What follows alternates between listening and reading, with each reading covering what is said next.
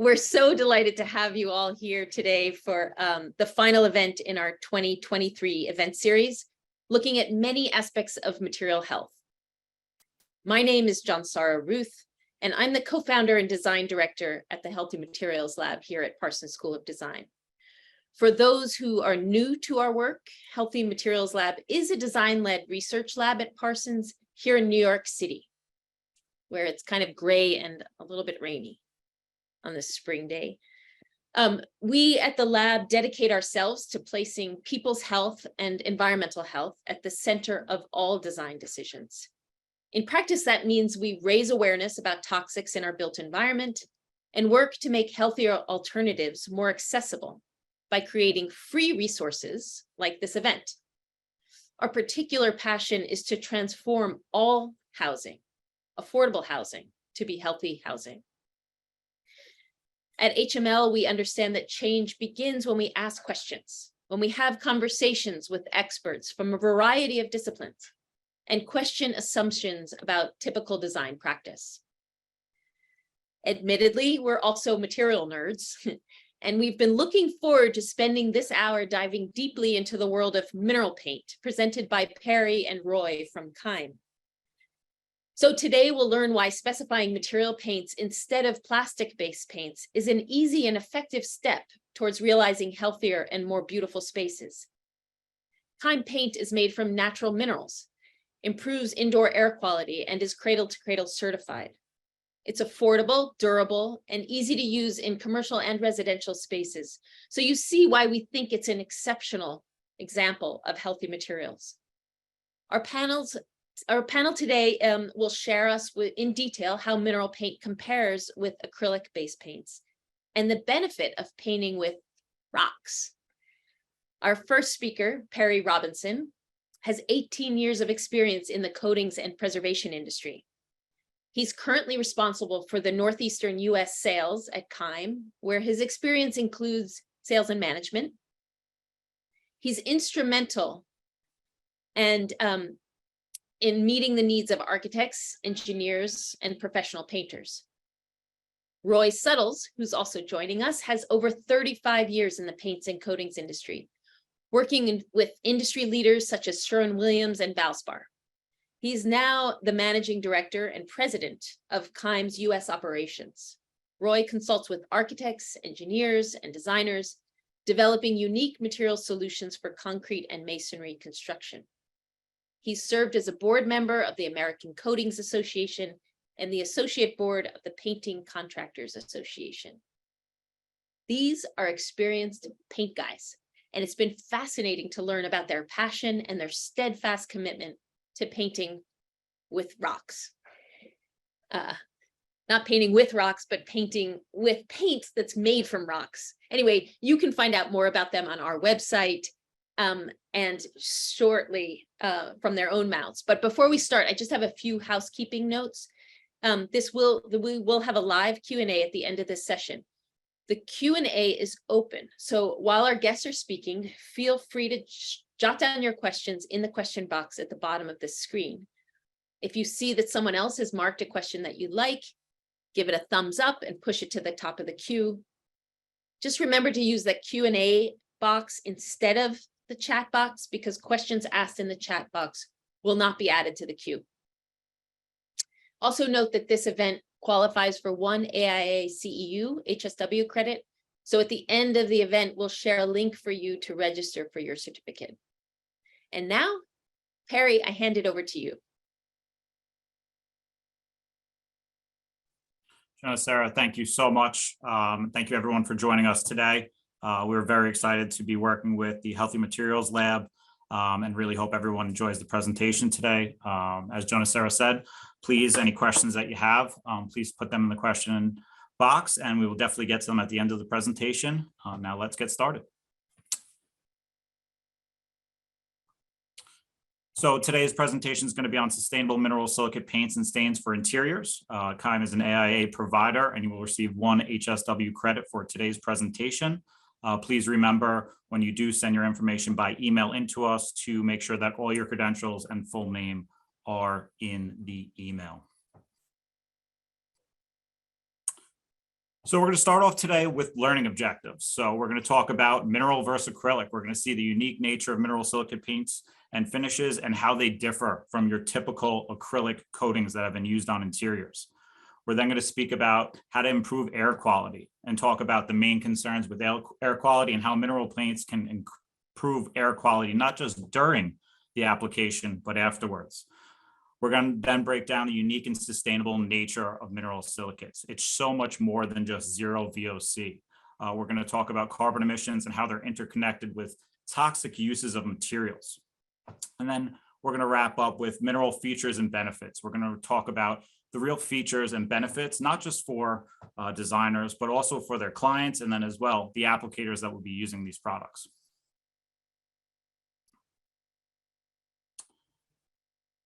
So we're going to go through or start with a brief history of mineral silicate paints and stains. They were originally invented and patented in 1878. There was a competition by King Ludwig in Bavaria. He'd do a lot of trips down to the southern Europe and see all the beautiful frescoes. They try to recreate them in the north in the harsher environment in Bavaria, and they wouldn't make it through the winter. So he created a competition with scientists and researchers to see a different technology that would hold up, and that is how potassium silicate was born. Adolf Keim is the actual inventor and original patenter of mineral silicates. The first application and finished facade was done in 1891. This was in Schweitz, Switzerland. And in the next slide, we'll speak a little bit more about that. In 1962, we created a simplification of the application of first silicate emulsion paint, a single component paint that was able to be used directly out of the bucket, very similar to what we use today. And then about 21 years ago, the latest generation of mineral silicates was created. Keim introduced the first colloidal silicate paint combining colloidal silicate and water glass, suitable for universal use. This is not just on bare masonry, but also on previously existing coatings as well. So as noted in the slide before, this is the first application of mineral silicate on a facade. This is in Schweitz, Switzerland. This is their town hall. And you can see this photo was taken in 2016. The original application was almost 140 years before. This is in a very harsh environment. It's about 8,000 feet above sea level with about 80% relative humidity. And this project has never had pigment added to it since its original inception. It has been cleaned and had a reapplication of clear potassium silicate or fixative twice, but you've had no additional pigment added on a substantial period of time. Really a true testament to the durability of mineral silicates. So mineral paint, inherently different. What are the differences and why are we so purely from nature? First, we're going to talk about out of the can and then on the wall. We're going to talk about the ease of use over previously existing latex and acrylic paints. We're going to talk about where the uses can be on interior surfaces. And then we're also going to do some comparisons about the favorable costs of using interior paints. Mineral paints born in nature. Mineral paints primarily ingredient is potassium carbonate. This is the second most plentiful mineral in the earth or on the earth. Gypsum is number one. It is combined with water and silica and heated to form potassium silicate. This is the binder in mineral coatings. These images show the liquid and crystallized form. Please remember there is no plasticizers in any mineral paint.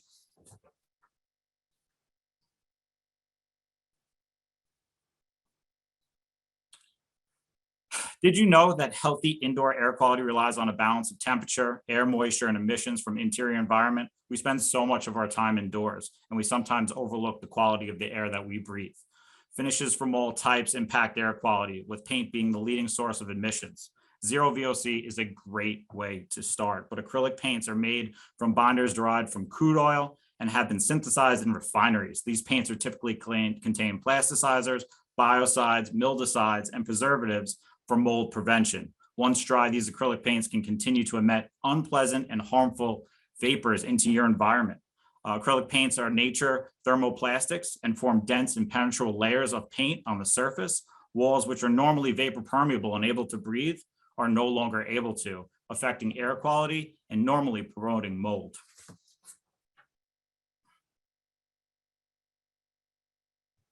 You can see in this photo here a diagram of how the difference between acrylic and mineral silicate paint. Acrylic and latex paints will create a barrier or almost like a plastic glove around a facade and or an interior wall, not letting any vapor naturally escape, while a mineral silicate is going to allow air to move freely, as well as moisture, not trapping anything inside your walls. Perhaps the biggest benefit is mineral paint's inherent ability to breathe and let walls regulate moisture content and remain dry. Dry walls last longer and will not harbor any mold for fungus or mold growth. Any moisture that does not collect in the wall can freely escape into indoors without harming the mineral paints and finishes. As you can see here, this is an actual photo taken from an application in South Carolina. It's an actual school. They got a grant to put an HVAC system in. And when that happened, they put in air conditioning. They left for a week for a spring break, and it sucked out all the moisture in the wall through these air conditioners. And this is what you're left with, this popping and peeling paint. This is something that would never happen with mineral silicate. Mineral paints diffuse the moisture in the surface and allow for the wall moisture for a perfect moisture balance.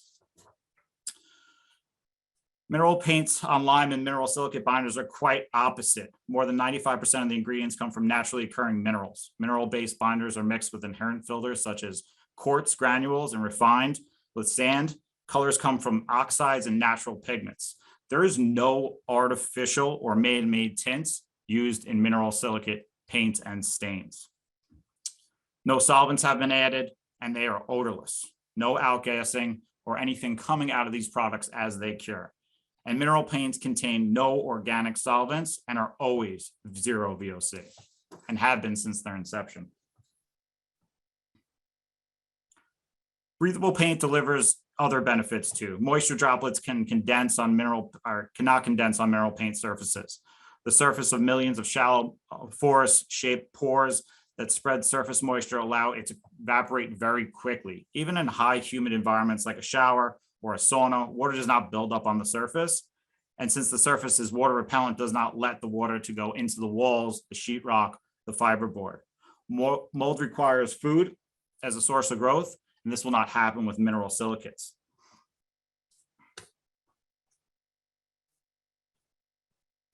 It's gonna be a brief video here and get a little break from me, just discovering vapor permeability in a demonstration.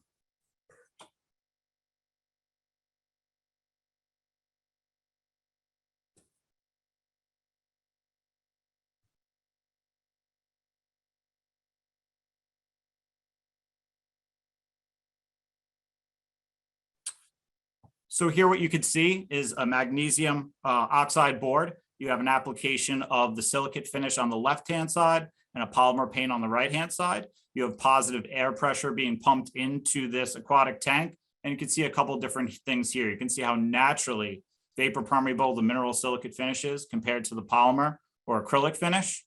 And you can also see the water repellency, a true testament to how breathable these coatings are.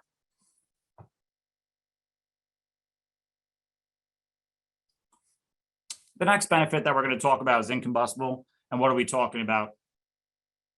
Mineral silicate paints simply will not burn. We're going to see another brief video here, and I'll talk you through it. Sorry that you guys aren't going to get a break from me. This is a simple but dramatic application or reproduction of what will happen in the case of a fire.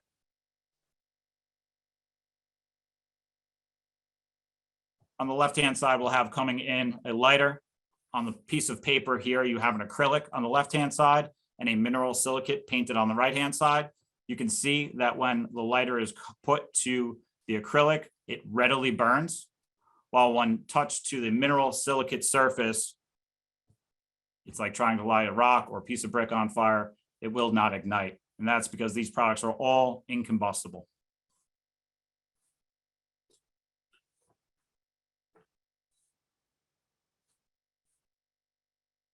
All this is backed by ASTM testing, and the flame spread of all products that are mineral silicate is 0.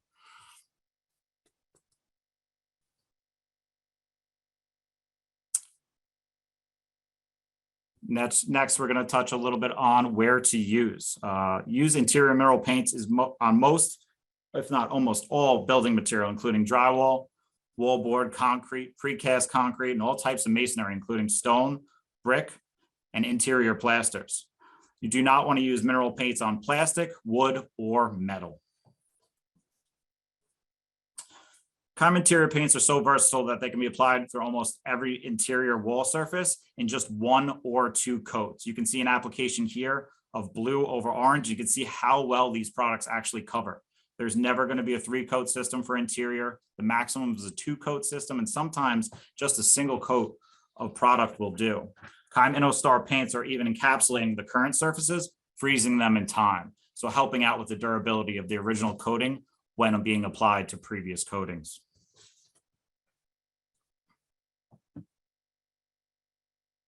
Interior paints can be applied through brush, roll, or spray by anyone, from a DIY homeowner to the most experienced craftsman or painter. There's no special tools or additives needed to apply these interior products.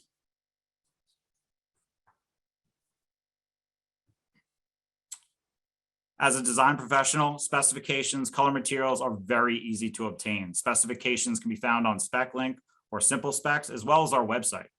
Color material can be requested at info@keim.com, and we can match virtually any national manufacturer's colors, as well as actual physical samples. I really just love this photo. It's just show you a picture of the uncommon beauty of mineral silicates. This is a library, a public space, and it really just shows you the play on ambient light that can be given from mineral silicates. Not just a beautiful finish, though. They are very hardworking. Mineral interior paints are best in class, Class A scrub rated, allowing designers to select a mineral matte finish that will withstand the test of time, a truly durable interior finish. Here, we're going to talk a little bit more about the uncommon beauty. And what you see here is almost like a velvety finish that gives off. All mineral silicates come in a mineral matte finish. What gives way to this velvety finish is our microcrystalline structure. We radiate light. So instead of reflecting light, just like an acrylic or a latex would, we refract light, which means we illuminate spaces. We bounce light off in all directions instead of singular directions. Even in direct light, we will not create glare or a hot spot that even flat acrylic or latex paints will. We illuminate spaces in interiors because of this reflection, really giving it a beautiful, almost snowflake effect. Mineral paints are prized for their radiating appearance by museums and galleries. The mineral surface never glares, even with direct sunlight, and never outgasses, so installation can be immediately installed. With acrylic or latex paints, it can take up to 28 days to cure. That entire time, those coatings can be having a dramatic effect on the artwork or artistry in the area. Cured mineral silicates happen much quicker. Here you can really just see there's abundance of resources for our pigments. They are natural, they are earthen, they are inorganic, as well as the mineral fillers that we use. They're unadulterated, and we do not have any synthetic pigments in any of our coatings. That's why we're able to offer very long warranties for our products, because they simply will not fade. This here is a mountain range that looks pretty similar than it did a millennia ago.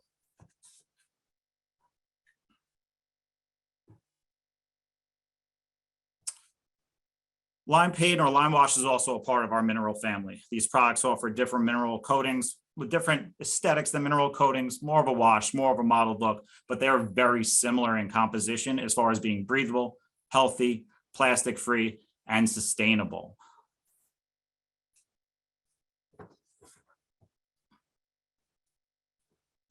An extremely unique feature also to mineral paint is the extraordinary response to light and ambient light. The crystalline surface is more refractive to changes in ambient light from bright to moody all in the same day. So you can see really dramatic changes as you go from the sun from the east to the west, and the play on light, almost giving it a livable appearance. Really a beautiful thing for designers. Also good to know when specifying these products to make sure that you look at it in the time of day that it will most be viewed.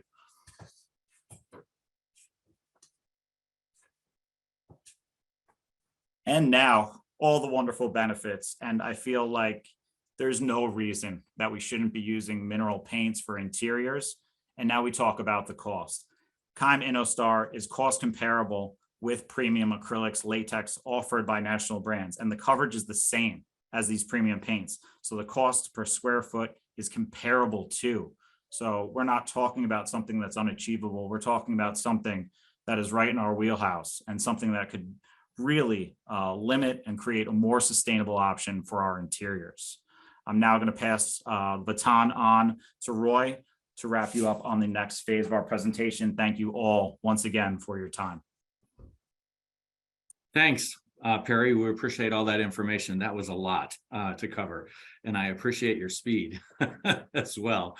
I will finish the presentation here talking mostly about the sustainability of the products and how these can be used to augment and certainly support sustainable construction practices. As we all know, sustainable construction is aimed at creating and operating healthy building environments based on resource efficiency and ecological design. Here you can see the basic core principles.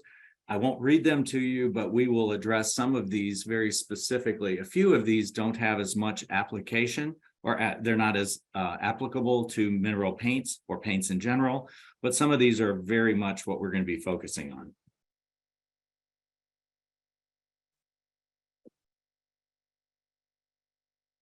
So how do mineral paints really play a role? You've seen for the past 140 years, I think mineral paints were really the first green paint, if you think about it, and they have been since that time. Acrylics and latex paints were first created in the 1940s, but have always struggled a bit to offer green features. Petroleum is the core ingredient, and many toxic additives have been used over the years. It has become popular recently to tout zero VOC, but many other additives remain. Mineral paints do stand apart for these reasons. Raw ingredients are plentiful and renewable materials that require minimal processing, requiring far less energy and water consumption in the production process. Indoor air, as we've seen now, is more dangerous than outside air. Mineral paints are the natural choice for healthier indoor conditions. No VOCs are outgassing once the paint is dried. The high pH of our paints naturally blocks the growth of mold and mildew. And then lastly, a key component to building sustainability is to use longer lasting materials. I think this is something that sometimes gets overlooked. With a lifespan far exceeding ordinary paints, mineral finishes are extremely sustainable and built to last and last and last.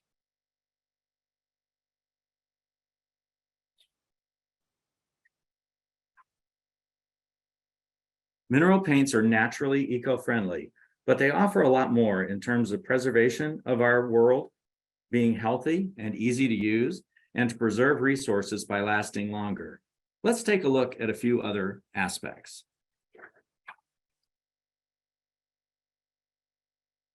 As you can see here, protecting the environment starts at home. We have reinvented the modern paint factory.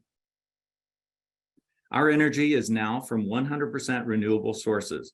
Even our plants are green, with green roofs and low energy consumption. I don't know if you noticed, but this photo was taken in the height of the summertime and a lot of windows are open. Our office isn't even air conditioned. Now they're in Bavaria, but I've been there on a 106°F day and it wasn't real pleasant. Raw materials are sourced only in Europe, as close to our plant as possible, with nothing shipped from long distances away. And our water is 100% recycled and reused. Literally no water goes back into the sewers. This is because the manufacturing processes for mineral paints are far simpler than those of acrylic and chemical plants. We only use water, select pigments, fillers, binders, and extremely limited use of additives, along with potassium silicate binder. The manufacturing process, I liken it to making a margarita. It's really about more like blending than actually synthesizing or refining, which is typical of a paint plant. And to support product transparency, Keim was the first to introduce sustainability data sheets with a complete look at where the raw materials come from and how they're identified. And we're extremely proud of our association with the third-party certifications that you see here. We take great pride in these certifications, knowing that an outside party took a look at our practices, our products, and how they get used, how they get applied. And these certifications help establish Keim as the alternative source and a healthy source. But now Keim enters a new chapter in ultimate sustainability and certification.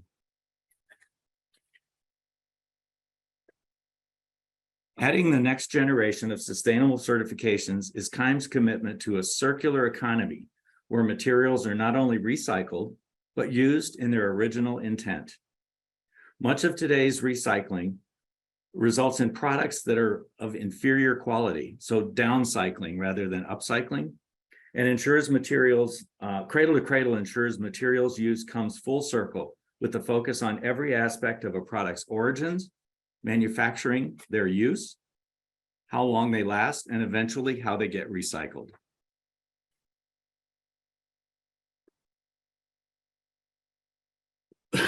Excuse me. Based in science across multiple categories, the C2C standard ensures healthy, equitable, and sustainable construction practices. For 10 years, C2C has helped like-minded manufacturers to innovate and optimize materials and products. Here you can see the 5 core categories upon which products are certified, starting with material health. I will tell you that all Keim products are certified gold in terms of material health. Product circularity, social fairness, water and soil stewardship, and clean air and climate protection are the other planks in their platform.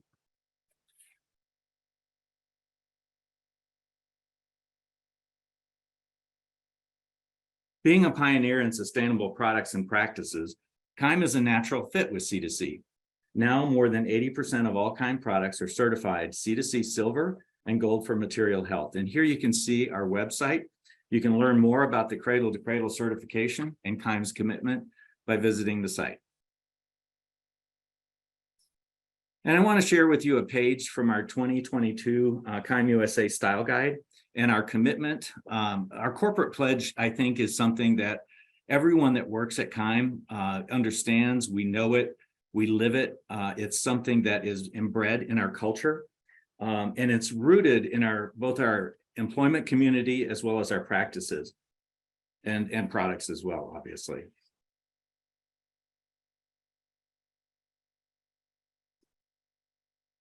So again, visit our website for complete details about C2C and download the 4 product categories certifications that cover more than 65% of our products.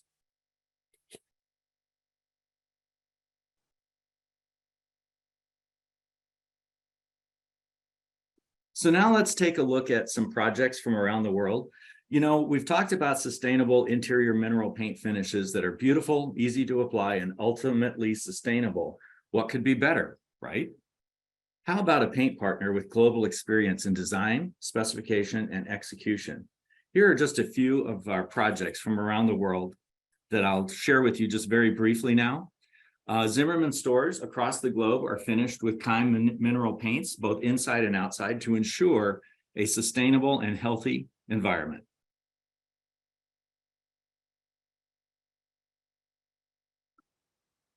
The architect Foster and Partners chose Keim to help them with a finish for concrete support columns that traverse all 3 floors of their stunning new design for the PGA Tour World Headquarters in Florida. Allied to the principles of biophilic design is the sustainable focus of the project, with the building awarded a LEED Gold rating. Employee well-being was a central theme for the project, with raised floors that allows for maximum flexibility and premium air quality. Keim concrete finishes met both wellness and sustainability criteria, but also dress the concrete with the stunning pure white aesthetic.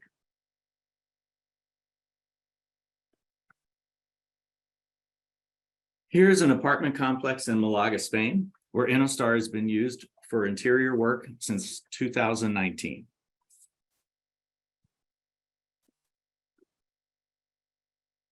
The People's Theater in Munich dates back to 1903. It's been rebuilt several times and most recently refurbished in 2021 with a stunning addition. It is run by the Cultural Department of Munich. The recent refurbishment was about $130 million and expanded the capacity and was focused on sustainable construction processes. InnoStar was used on all interior surfaces.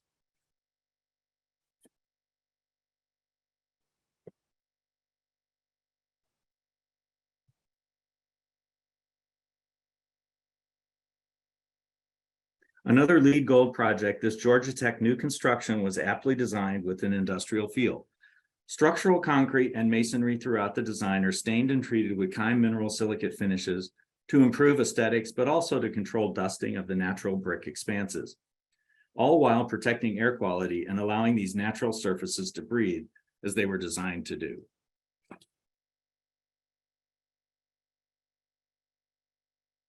The John Hay Library is home to Brown University's remarkable collections of rare books, manuscripts, and university archives. It was built in 1910.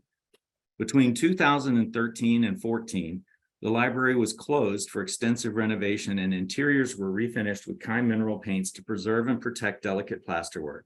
Even newer drywall sections were painted to ensure a uniform aesthetic. One feature particularly important to the architect was the healthy nature of these paints and the stunning look and feel.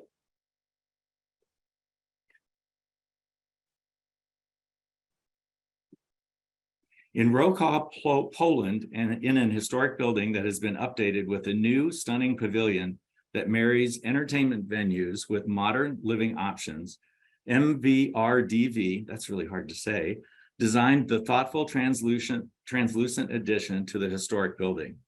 With wellness and sustainability as a core goal, use of mineral paints inside and outside ensure both healthy air and the sustainable future.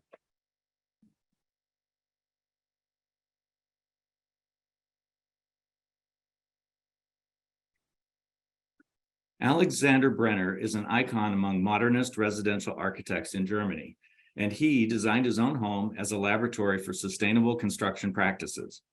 Interior and exterior walls are natural lime plaster from Keim and are finished with a myriad of Keim finishes, glazes to create soft, artisan-inspired finishes, a firmly traditional building approach in a modern setting. We think the lab has turned out stunningly.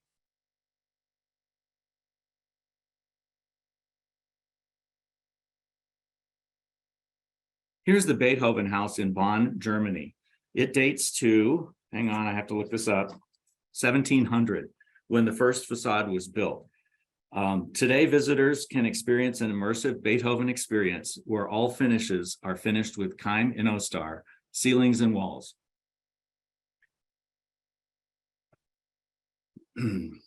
Here's an entry from Cardiff in Wales. I don't think I would have thought modernist design was alive and well in Cardiff, but look at this. Built with sustainability as a core tenet, the architect chose to leave all of the concrete exposed. However, construction concrete can be tricky, I think, as we all know. Final aesthetic was deemed too rough in this particular application. A thoughtful approach using a Keim semi-transparent stain, mineral wash, was devised. One of the key functions of the concrete in this design, though, was the thermodynamic property of the concrete itself. And in this case, Keim mineral finishes don't change those properties of the concrete in any way.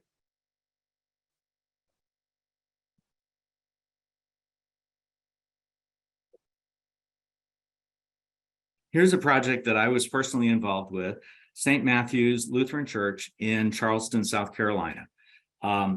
It underwent a renovation in 2019,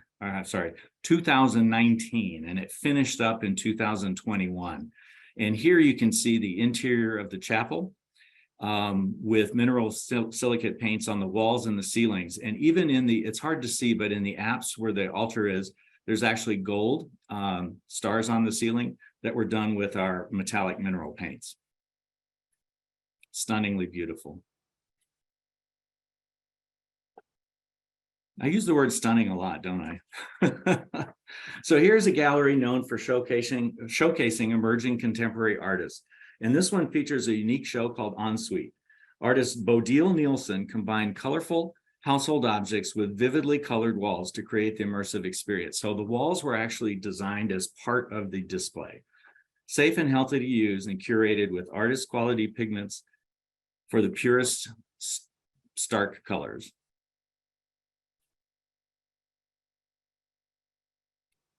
And finally, the Miramonte Hotel has been described as the most beautiful playground in the Alps. It is committed to a total well-being of mind, body, and spirit was recently renovated to embrace the artistic qualities of unexpected color and texture. Interior spaces have been transformed through imaginative use of color. In this particular case, no two spaces have the same color.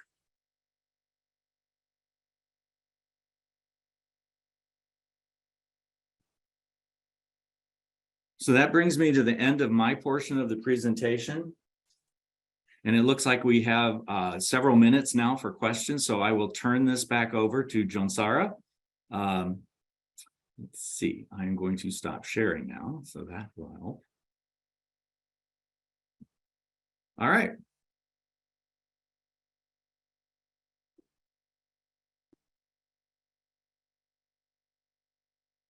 For some reason, okay. I can start my video now. Roy and Perri, maybe you want to come back on here too. That was fascinating. That's like a huge amount of information in a very condensed time, and there's a lot of questions here. Yeah. So, and we'll get to a bunch of them, thankfully. Thank you for leaving time for these questions, because I know you have a lot more to say, and I think we'll reveal a lot more in these questions. But I just wanted to start off the Q&A with a kind of a question of my own before we jump in, which is, you know, I'm fascinated that you both spent a lot of time in the coatings industry, you know, in the United States. You both have a long career understanding coatings that are synthetic based or petroleum based. And so I'm curious about some of your own personal revelations since you joined Keim and you started, you know, overseeing these mineral-based paint projects. Do you have some revelations that you could share? Because you were so good and you were selling the, you know, like Sherwin-Williams and Valspar and all these other great coatings, and you made the switch. Sure. I think the thing that impressed me the most was how little I knew about painting. After literally 30 years of working in traditional paint, everything from selling to automotive finishes to OEM finishes, you name it, I did it. I was shocked that there's another technology out there that in the United States is not well understood. And I was really pleasantly surprised to learn about it and found that in Europe, it's much more common. It represents about 29% of the architectural market share in Europe. And over here, it's, you know, less than 0.5%, I trust. Anyway, so it makes me excited to come to work every day because it's something new and it's just truly, truly fun to do. Thanks. Yeah, I think a great question as well. And just thinking through this, a couple different things have come up to me. But I think as I've been with this company, and I've been with Keim for about 6 years, I've gone through a lot of life changes. I got married, moved into a home, and had a baby. And without using a mineral paint, I'd be very, very worried about doing an application with a small child or a pregnant wife in a home, and then using something that's truly sustainable, that's truly healthy, and being able to actually do that and paint a baby's room and actually be able to do some renovation to my house and know that I'm not going to be negatively affecting my family is probably the biggest thing. And the fact that I had no knowledge, 7 years ago, I didn't even know this was available. So it's really an interesting thing. And that's why I really appreciate what you guys do, is bringing it to the forefront that there are healthier options. Yeah, that's great to hear. That's great to hear. It's just, we're all just so anxious to try it. That's the thing. And we, at Healthy Materials Lab, we have done a bunch of applications, and it's amazing how durable it is too, which are some of the questions. But I think I'm going to try to keep my own questions to myself and talk to you later. But one of the biggest questions I think a lot of people have asked is, if the mineral paint is applied over acrylic paint, will you still receive the indoor air quality benefits? That's a good question and very insightful. The answer is not fully, of course, because we cannot change the vapor permeability of a plastic layer. In my notes, I believe Perri referred to it as a glove. I always talk about putting stretch wrap on your walls because that's literally what acrylic paints are. And while we can encapsulate that acrylic paint, we don't change the physics of it. So we can protect it. The water will no longer condense on the surface of the acrylic, and you will have less mold and mildew potential. But in the end, we can't change the vapor permeability. So moisture will migrate through our coating and then back out, but to the level of the plastic and then bounce back out. So yes, we improve a lot of the properties. Beauty is a whole nother thing. I have never seen paint as strikingly beautiful as mineral paint is. But yeah, that's the one thing. The vapor permeability of acrylics will not change. Mhm. Yeah, that's great to hear. It makes us want to just strip off the acrylic paint. There was another question that came up, Perri, while you were speaking. A lot of people ask the same question, which is, there's a lot of question, if it can't be, can it really not be used over wood or metal? So yes, So- that's a great question. And when we talk about our products, we really talk about them being more like a rock or liquid concrete. So when we do dry, there's not a lot of flexibility on our products. So to be applied to something like wood or something, I saw a question about PVC, something that's going to have a lot of flexibility, we will bond, we will adhere, but we're not going to have the flexibility over time. So it's not going to be a proper application. Same thing when applied to something like metal, we will bond to it, but we're not going to give it any additional durability because of the high vapor permeability or breathability of our products. So we really want to stay on interior wall applications, masonry, of course, as well as concrete. One thing I would add to that is that, you can paint wood indoors for sure, as long as I wouldn't do what we call, I would not do a door frame or a door. I painted the crown molding in my master bedroom because I wanted it to kind of blend into the ceiling and the walls, and it's not going to, there's no problem with that. And metal is an interesting question.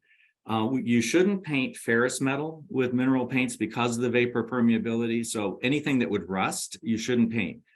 Aluminum, other non-ferrous metals like copper, you can paint that. It's not a problem. The other thing to be careful of, if you're using this on your own and you get some overspray on your window, make sure you clean it off right away because it will bond to the glass and it will etch into the glass. So if you wait till overnight to remove it, you probably aren't going to get it off. Wow, so strong. That's amazing. I know that I once used lime-based paint, or I've tried this and it's lasted for years already, diluted it and used it as kind of as a stain on wood, and it forms beautifully. Is that the same with mineral potassium silicate base? Yeah, that's a little different because the cerusing process is really more about putting the lime pigment in the grain of the wood and then wiping it back. So you don't have a finish. You don't have a film formed on the surface.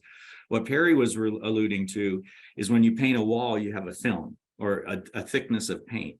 And that thickness of paint is not flexible like plastic. So if you're going to paint wood, if you're wiping it back and using it only to stain, that's okay. I still wouldn't do it outside necessarily. I think that's risky. We have some exterior products that we sell for wood in Europe, and we're just learning about those in the US and more to come on that. But again, don't do anything that is going to get a lot of handling or get a lot of use, because it's just not designed for that. Great. Super helpful. So there's another question of and many people want to know how the mineral paint performs in high moisture areas like showers or bathrooms. Perri, I'll let you handle that one. So we touched on it before, because of this crystalline matrix that we do create on the surface, we're able to create a larger surface area and micropores. So we're not going to create any condensation on the actual ceilings, which is beautiful. What we do in our presentations when we're in person is we actually put an eyedropper of a little bit of water on top of an acrylic and then some on top of a mineral silicate. We'll turn them up to about 10 minutes into the presentation. All the water will have evaporated off the mineral silicate, while you'll have water running right off the acrylic. So we help to disperse the moisture, and because of the higher pH that we do have, we're not going to allow for a very easy mold or mildew growth. Great, that's awesome. Another question, just again about application, is what kind of primer needs to be used for this, which is related to the next question too. So our paints are self-priming on acrylic paint. So you can go over, if you go over brand new drywall, we always recommend priming just to create a base layer that it has a uniform porosity. Plus the primer is less expensive than the top coat. You still get all the benefits of the mineral paint. It's just a less expensive primer because you don't have the expensive pigments in it. But that's the only time we would recommend using a primer is on brand new drywall. Otherwise, if it's previously painted, you can paint right over it. If it's plaster, paint right over it. There's no primers required. So pretty much in any masonry, it goes right over masonry. So concrete, brick, block, CMU block, stucco, anything like that, it's self-priming. Great. Great. Another question is about cost. How does the cost per gallon compare to a standard acrylic paint? And we know that the standards vary, but yeah, a cost comparison would be really helpful. That would, a lot of people are asking. Okay, I'm going to take that one, Perri, because it's a complicated issue. The thing that I did for the slide that you saw there was I took the retail price of three products, two premium acrylics and then InnoStar, which is our premium interior paint. Our commercial pricing, of course, is a lot lower than our retail pricing. And I would say that we're going to be comparable in price to the mid-range qualities like Promar 200 from Sherwin-Williams. I'm struggling to remember the Benjamin Moore product. Eagle Select. Thank you. We're going to be comparable to that. And then we do have InnoTop, which is a less expensive product. It has less hiding than InnoStar and isn't quite as hard. So the durability and scrubbability is a little bit lower. But, that's in the $35 to $40 gallon range. So that's pretty comparable. The thing is, again, one thing about sustainability is, life cycle pricing and life cycle understanding of the cost. And if you're going to paint, particularly masonry, indoor masonry like concrete or anything like that, I mean, these paints are going to last decades, whereas acrylic paint is more than likely going to be recoated every 5 to 10 years. I know it's a bit more important for exterior work, but it also translates into durability for interior work as well. So the cost per square foot per year is actually lower. Yeah, that's great. And there are some questions actually about sustainability and about renovation. There's a question again about doesn't latex paint offer a vapor barrier in an old house? And without the latex paint, would you wind up putting a plastic sheathing up anyway? So how do you balance these issues? Yeah, I'm struggling to understand. Is that interior or exterior? They're correct. Before the 1940s or 50s, there were no vapor barriers used in construction, and that's a newer technology. But that's designed to keep moisture from the outside from getting into the building on the inside. So the vapor barriers on the inside that's not something that is typically done. So on the outside, yes, but it's still very important to have that breathable surface on top, especially with masonry. I mean, at the end of the day, masonry is really the key thing for exterior masonry. It is breathable, so you want to put something breathable on it. Drywall is breathable, not terribly breathable, but it is breathable. So if you have a vapor barrier behind the drywall and you put a latex on top of it, you've got this sandwich of vapor barrier, and drywall in between. And you can imagine what could potentially happen there. It could, get soggy and rot. Mm-hmm, mm-hmm. There's another question. If you do have a breathable wall, like a hempcrete wall, for example, and you've got a lime render, a lime plaster, and you can it be used on the lime render? And will this increase water resistance in wet environments? What do you think about that? Perri, why don't you take that one? So from an exterior thought, if you have a lime render and you were to coat it from the exterior for the facade, we're going to stand up to ASTM standards for hurricane force winds, as far as letting any water penetration come in from wind-driven rain. For interior, what we'd allow to happen, so it would depend on what's going on inside the building, but we're going to allow natural vapor diffusion through the surface. But yes, from the exterior for a lime-based render, or virtually any render, we could be applied to the exterior to keep out any wind-driven rain and still be vapor permeable or breathable. Mhm. One thing that I will point out about these paints too, much like the base masonry that they're going over, when they're wet, they're darker in color. So if you do use it in a splash area of a bathroom, or let's say for interior use, and you have plaster walls, yes, it protects it from moisture, but it will darken when it gets wet. So you'll notice a color change from light to dark and then back to light as it dries out. Same thing on the outside because of the natural materials that are in the paints. Yeah, I think that's something, especially for designers to know if they're watching an application or doing some samples, that our products is exactly like brick or a piece of concrete, that it dries lighter, which is opposite to everything that acrylics do. They naturally dry, they'll see a pink and then it'll become a red, or the opposite. We're going to dry much lighter through our curing process. So it's something to be aware of, especially if you're watching a first application or doing some sampling, to wait for the full cure for the true color. Mm-hmm. Mm-hmm. That's great. There's other questions about the life cycle. One is, it's a German company. Is it only produced in Germany? Is it produced in the US? That's one part of the question. And then the other part of that question in terms of life cycles, how do your paints get recycled at the end of the life once, Okay, those are two very good questions. The paints are currently manufactured only in Germany, primarily because the raw materials that are required, potassium silicate is refined in the United States, but it's refined mostly for detergent. It goes into laundry detergent, it goes into dish soap, but it also goes into fertilizer. It's not highly enough refined for use in our paint formulation, so all of the raw materials are available only in Europe. Or, well, they're available in China and other places, but not in the United States, because there is no demand for highly refined potassium silicate. So the paints are made in Germany. They're shipped over here in large vats, large containers, and then we blend all the colors locally. So everything is packaged here, but it's all manufactured in Germany. There's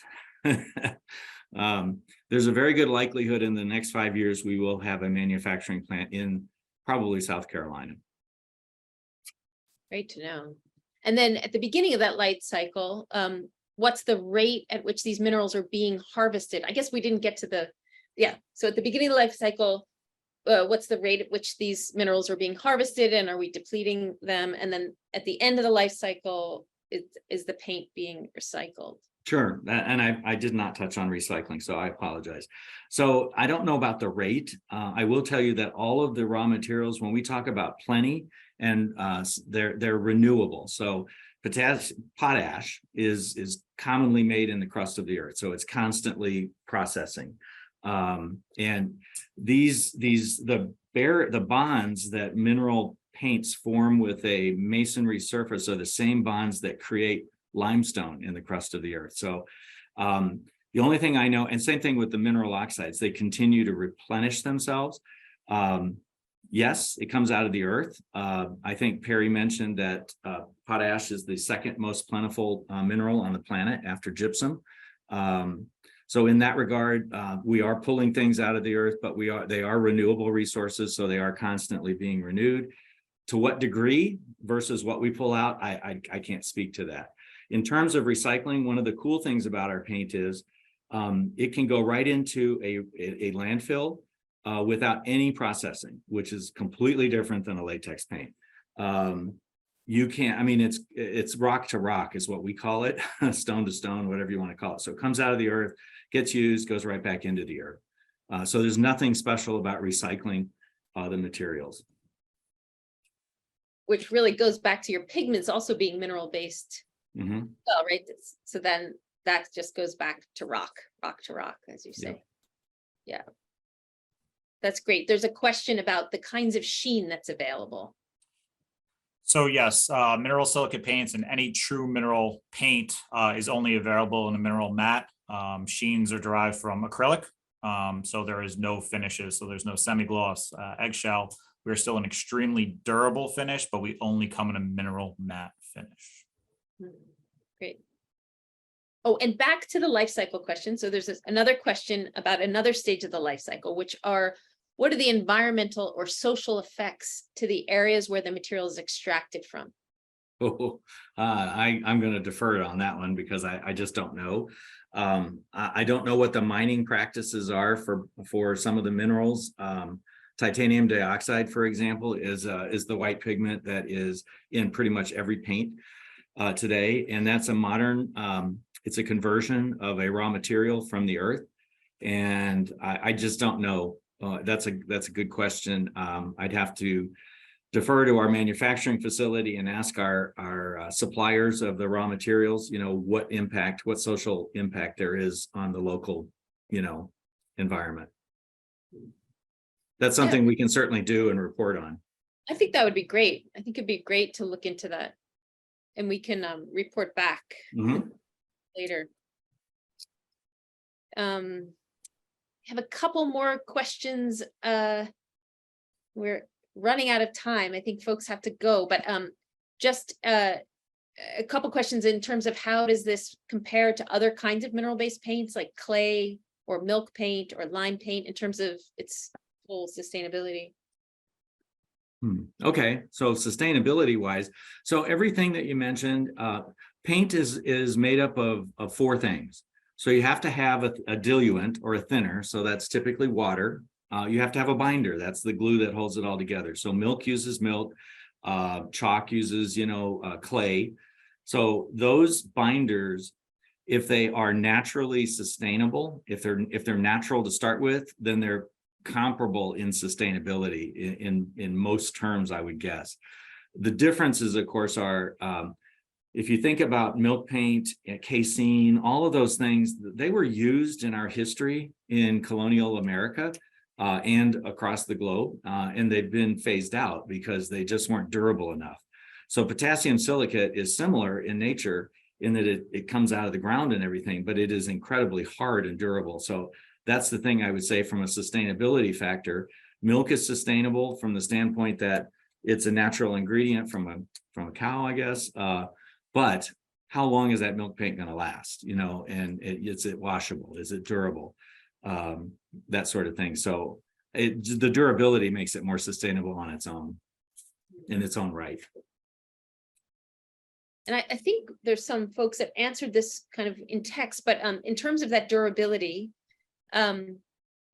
what do you like? Could you speak a little bit more about the durability and how you clean it, like in terms of the maintenance aspect of the paint?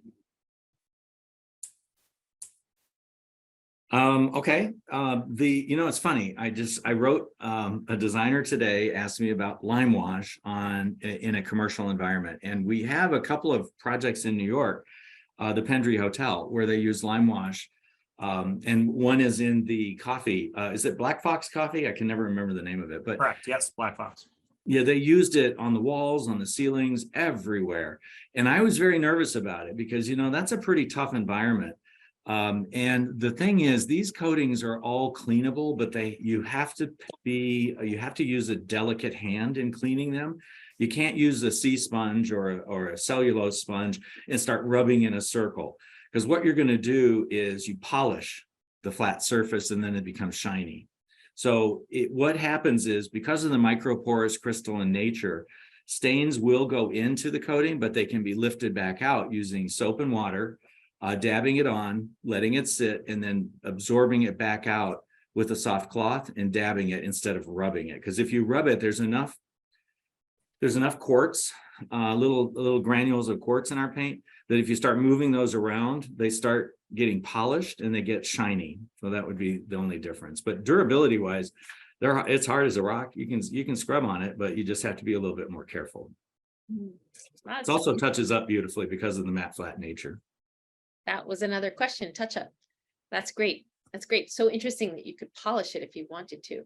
I think we're A lot of people polish, yeah, they take lime wash and they use a steel trowel and polish it and make it look like Venetian plaster. It's not my cup of tea, but yeah, some people like that. they do that after it's dry or while it's wet. When it's dry, you can, if it's wet, you can't polish it. You have to do it afterwards. You can even use like 400 grit sandpaper and polish it to make it shiny. So interesting. There's so much room for experimentation. I didn't know that part. I think because we have a few more questions, our team is saying let's keep going with the questions. If you have to leave, we know we're at the top of the hour. Feel free to go, but and the recording will be shared. But we'll continue to ask a few more questions. Right. In terms of your durability, there's a question about how does it perform in high traffic areas and on kitchen cabinets. Well, we've already addressed that. It's not designed for cabinetry. Dimensional wood, that's what it's called. So wood that is hard and is designed to stay in a dimension, unlike siding on a house, which is designed to move and everything. So it's not good for kitchen cabinets. I wouldn't want to put it on a door frame or a door. It's just not durable enough for that. And I mean, I don't know that a lot of people want a matte flat finish on their cabinetry, but I guess they could. As far as high traffic areas go, again, it's maintenance. You just have to take good care of it, just like you do. The one thing that's interesting about the paint, though, is unlike highly pigmented other flat paints that burnish real badly if you rub up against them. When you rub up against a mineral paint, you might burnish yourself, but you're not going to burnish the paint itself. But if you do take an abrasive sponge or something and start rubbing on it in a circle, you can burnish it and bring up the sheen a bit. But otherwise, just clean it like you would, any other flat paint. Yeah, that's great. And then there's a question about painting on concrete floors. Oh boy. And this goes on. This question is concrete floors, and then toxicity in silicates is dependent on the shape of the crystal. Is this amorphous or another safe for lungs shape? In real world conditions, will there be dust created of any wall or floor application? Yeah, no, and I know they're thinking in terms of titanium dioxide and the amorphous silica that's included in that. There is no amorphous silica in mineral paints. And the thing about it is that's an aerosolized problem. So a person that spray paints regular paints and paints with a lot of titanium dioxide in them, we have many of our paints today are TiO2 free for that very reason, because it's the inhalation of the real fine microfiber, anyway, whatever the term is, that's what causes the potential problems. Floors, here's what we say about floors. Our paint is microporous, which means that if you put it on a floor and you have oil on your shoe and you walk on it, the oil is going to transfer into the pores of the paint. Floor paints are designed to seal the surface, like an epoxy or an oil-based paint, or even a high gloss acrylic modified epoxy. They seal the surface from any stains going in. We allow things to go in and to come back out. So yeah, not good for a floor unless you're willing to put a sealer on it. Don't use it on a floor. Great. So then there's a lot of questions about availability. So there's a contractor who's asking how do contractors get the paint? Where do we get it from? People in Canada, in Mexico, on the US West Coast, what are the wait times, regional reps? Is there training? There's a lot of questions about like, how do I get it? How do I use it? How much does it cost? Who do I contact? Okay. Perri, you want to take the first part of that? Sure. I'll take Canada and Mexico. So in the continental US, we have reps or boots on the ground across the country. So depending on the size of the project, what's needed, we do have people you can contact. Always feel free to shoot an email to info@keim.com. We also on our website have a breakdown by geographic location and reps contact, whether it be a phone number or an email. Always feel free to reach out to us if you have any questions, whether you're a contractor or a design professional. All product is available through us directly, FOB out of Charlotte, North Carolina. Lead time on the East Coast is usually between 4 and 7 business days. West Coast is about a day or two more. We are able to ship applications to Canada, and Mexico, but Roy will talk about that further. Everything is available. So we've never had issues with stocking product. We always do have product in stock. It really just depends on what your needs are. If you're looking for some technical expertise, you'd reach out to the representation or us, and then we'd contact you. If you're just looking to order, you can reach out directly to Keim. You can either call our number or reach out to us at info@keim.com. The other thing I will say is that these are handcrafted. We don't tint these paints the way you see paint being tinted at Home Depot, Lowe's, or even a Sherwin-Williams store. Every batch is made for you. So everything's made in Charlotte.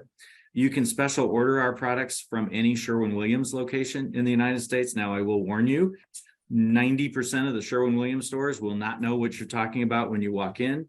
But if you tell them that Keim is an EDI supplier, they'll know what that means, and they can special order anything for you. So if you prefer working through a local outlet, you can certainly do that.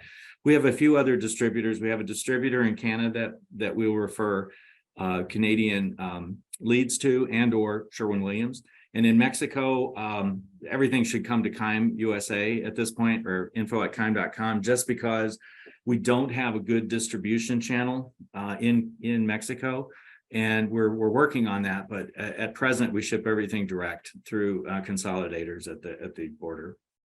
And there's someone calling in from Puerto Rico. Can they get it in Puerto Rico? Yeah, we have several projects in Puerto Rico. The Cancer Center at the University of Puerto Rico was opened about 5 or 6 years ago. That's all Keim paint. The FAA tower at the airport is painted with Keim paint, so it's available. It's just, again, we make it here and ship it over there. Okay, and then there's some more questions about training and applications. Like, I think you talked about application process, whether it gets sprayed or rolled or brushed. And do you offer trainings for contractors? So for our interior paints in particular, it's very simple. It would even make someone that's never painted before look like a great painter.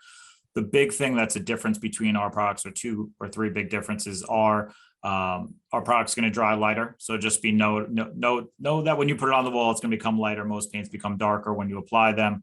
The other thing is you're going to want to wait at least 6 hours, ideally overnight, to put a second coat on. So knowing about staging to really complete your first coat and then come back for your second coat. There's no minimum time. There's a minimum time, there's no maximum time. So you could, paint 50,000 square feet and then come back and do the second coat, but you want to make sure there's a minimum time. And that's because we're penetrating and creating that bond. So we want to make sure that the product has plenty of time to create that bond. As far as training or additional information, there's a lot of information on YouTube online. As far as applying our coatings, you can always reach out to us.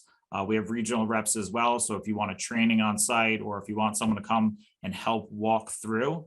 Another interesting part is a lot of people, and especially here in New York, have been using our products for 25 or 30 years. So we can give recommendations to people we have a very good relationship with and have had quality labor for an extended period of time. But I'm going to be honest with you, it's a very easy application. And just in terms of how it comes, there's a question, I think I know the answer, but you should answer, does it come pre-mixed? And is there an option to receive the dry product and add water to save on shipping and demands? So everything, everything comes pre-mixed. Our stains come as a pigment and then the dilution. And we didn't touch on that too much today. So those are different, but they're both liquid. So yes, we don't send any dry pigments. Everything's in a liquid form. Okay. This has been really great. I think there's another question.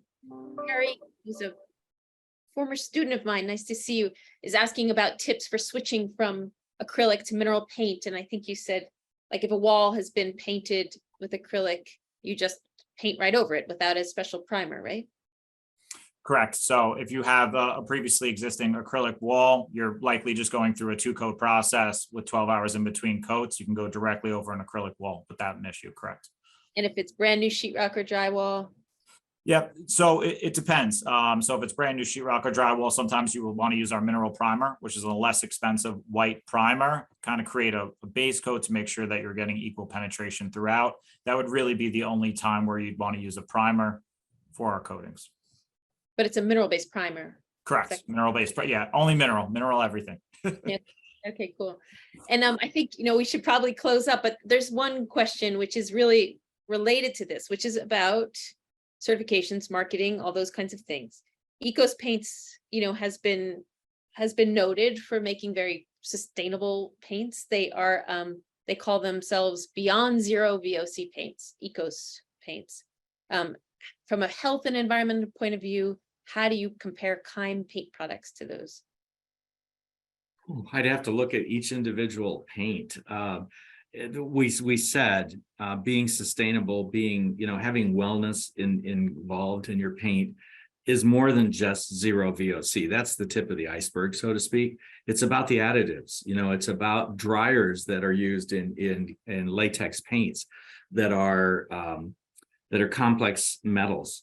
There are pesticides and biocides in acrylic paint because it naturally turns it sours. There's more than just the VOC.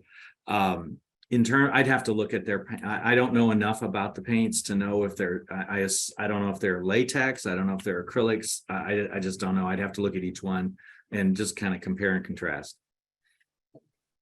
This has been so great. And there are many more questions, and that info@keim.com might get lots of questions after this talk. I checked, and yeah, there's already a lot there. So we'll be very busy for the next few days. Yeah. Well, thank you all for coming and attending this talk. Thank you to Perri and Roy for being so generous with your time and your expertise and your preparations. A special thank you to the Friends of Healthy Materials for their generous support, which makes these events possible. If anybody else wants to join Friends of Healthy Materials, contact us at healthymaterialslab@newschool.edu. A link for the sign up to claim your CEU is also in the chat. I think it's been put in there a few times today. It's being put in there again. Again, just thank you all for coming. It's been a great hour plus diving into mineral paint. Rock beats plastic. All right. Thanks, everyone. Thank you, everyone, so much for your time today.